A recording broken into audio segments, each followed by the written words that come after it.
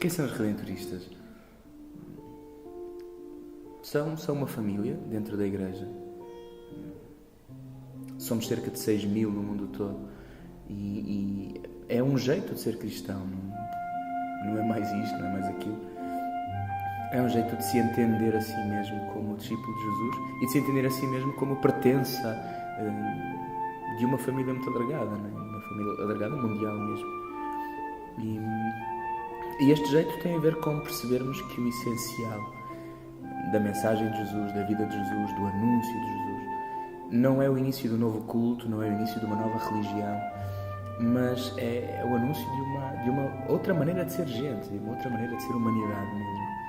E por isso o central, vamos dizer assim, da missão dos redentoristas, né? Como nos entendemos, não tem a ver com estarmos numa paróquia ou estarmos numa igreja e sermos os peritos do culto ou os peritos das celebrações.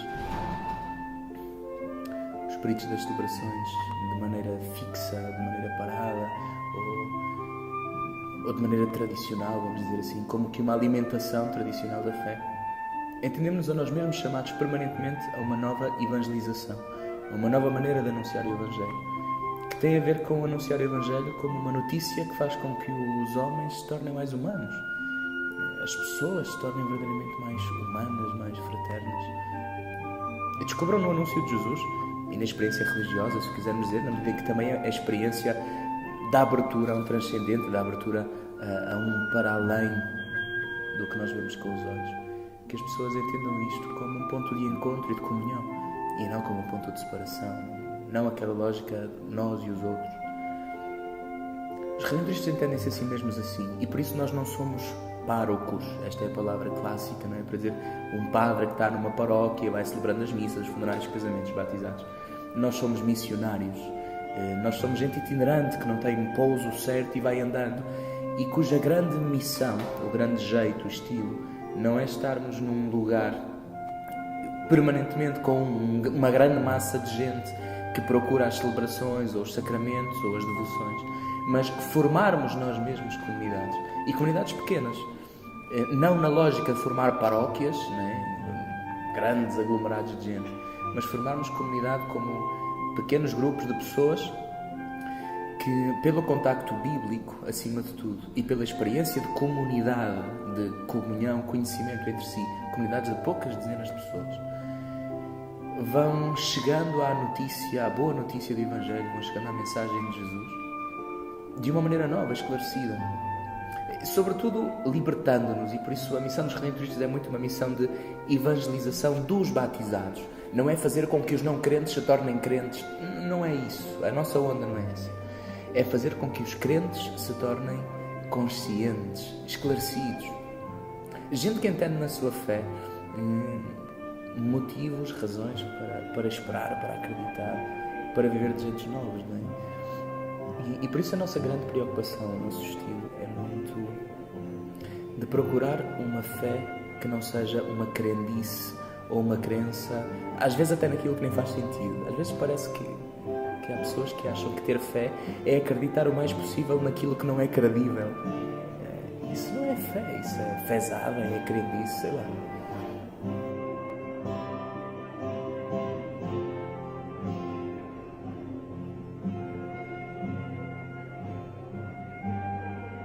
Os grupos de jovens, inicialmente, era uma coisa um bocadinho estranha, porque eu caí aqui um bocado de paraquedas na catequese, já fora do tempo, digamos assim.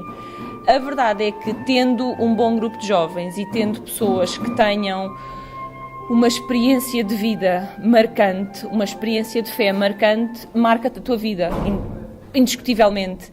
E, para mim, hoje em dia, os grupos de jovens significam, o grupo de jovens em particular onde estou, significa quem eu sou, porque tudo aquilo que eu faço tem como horizonte a pessoa de Jesus de Nazaré. Na minha vida cotidiana, não é uma referência do passado que eu me lembro de vez em quando. Tudo aquilo que eu faço e tudo aquilo que acontece na minha vida é visto à luz daquilo que ele fez, daquilo que ele disse e daquilo que ele ainda é ainda hoje.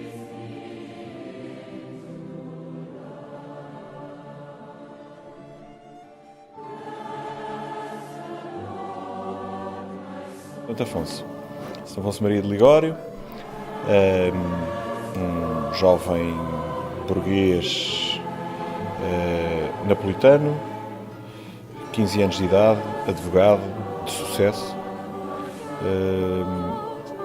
Entre muitas das coisas que fazia, auxiliava no Hospital dos Incuráveis, tinha muitas atividades ligadas com atividades sociais, para além da advocacia, e com 15 anos de idade era, como disse, um advogado de sucesso.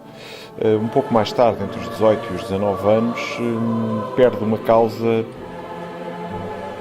que era imperdível. Portanto, perde uma causa por nítida influência de um mau juízo, de um juiz comprado, de um juiz que julgou erradamente, julgou a favor de quem não merecia. E então entrega a sua espada de advogado e utiliza uma célebre frase: adeus tribunais, mundo já te conheço, não te quero mais, e deixa os tribunais. E deixa os tribunais e deixa também de fazer muitas das coisas que fazia como jovem burguês que era. Dedica-se 100% às suas atividades sociais e entra também para... Pronto, ele já era uma pessoa formada, mas começa um curso de teologia que lhe vai mais tarde possibilitar ordenar-se como padre.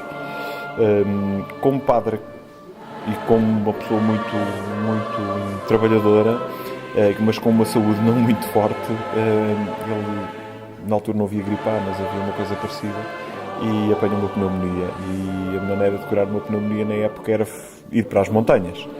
E ele vai para as montanhas, para o meio dos pastores que viviam lá naquela zona, e descobre que aqueles pastores estão completamente abandonados, enquanto que, por exemplo, em Nápoles havia 200 e não sei quantas igrejas, mais de 1000 padres. Naquelas montanhas onde havia uma série de pastores não havia um único padre. Portanto, aqueles estão realmente abandonados. Não estão abandonados, não é por serem pobres, porque eles têm o seu modo de vida normal, são pastores, vivem razoavelmente, mas estão completamente abandonados. Então ele dedica-se pura e simplesmente a viver para esses mais abandonados. Forma primeiro uma pequena congregação de irmãos que percorrem as montanhas, só que Santo Afonso era uma pessoa com uma personalidade muito forte, mas muito difícil. E tão depressa estavam 10, como de um momento para o outro estava ele e um outro só.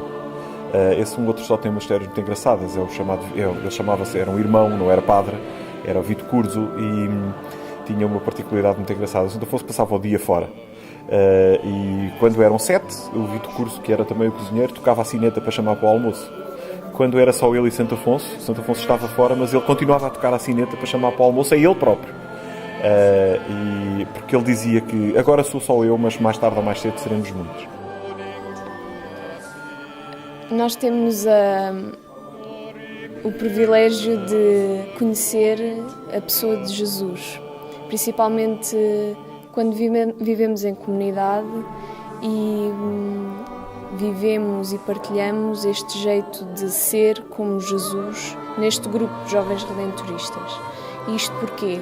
Porque Jesus legou-nos vários critérios de vida, como a amizade, a justiça, a verdade e o bem-querer para com os outros. E ter o privilégio de descobrir estes critérios de vida e celebrá-los enquanto comunidade na Eucaristia, que é uma festa de gratidão para com o amor que Ele tem por nós, é muito bom, porque percebemos e descobrimos maneiras de transpor estes critérios de vida para a nossa própria vida.